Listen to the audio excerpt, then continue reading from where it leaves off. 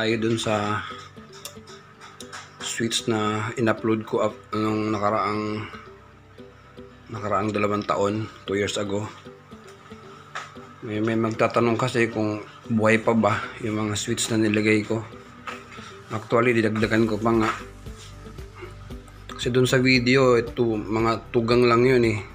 Dalawang pindutan lang. Ngayon, bumili na ako ng 4. Saka 3. Meron pa sa second floor, saka sa third floor. Bale, ito yung magiging itsura sa app. So, focus natin. Ayan. Ayan, magiging itsura niya. Ayan, merong third floor, second floor, ayan, master bedroom, yung sa labas, first floor, sala, ito. Tapos, merong sa dining. Bali yun. Bali, ganito magiging itsura niyan. Pag sana di malaglag yung cellphone ko. Ayan. Tapos kunwari, dining. Pin light. Ayun, di ba? Sa kitchen. Ayun. Yung cob light. Ayun. Yan ang magiging itsura.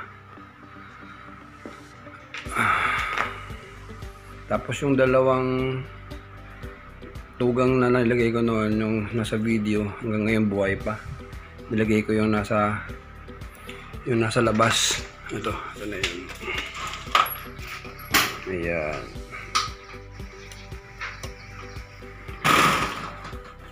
Yun na yung magiging itsura niya kapag nasa app na. Makikita nyo, pag may naka-green, sabihin may naka-on na isa dyan.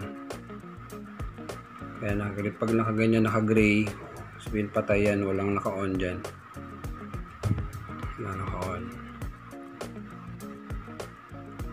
Ayan, ito lang. Short video lang to para sa mga tatanong kasi kung buhay pa ba yung kung matibay ba.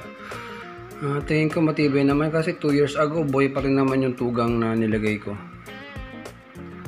Saka dinagdagan ko na nga para lahat naka wifi switch na. Ang hindi lang naka wifi switch ay yung sa hagdan, kasi 3-way yun. Wala namang 3-way. Wala akong mahanap na 3-way. Ito lang ang naka-manual, kasi wala akong mahanap na 3-way na smart switch din. Saka sa CR, yun ang naka-manual kasi nasa loob yung switch eh. Sa loob ng CR.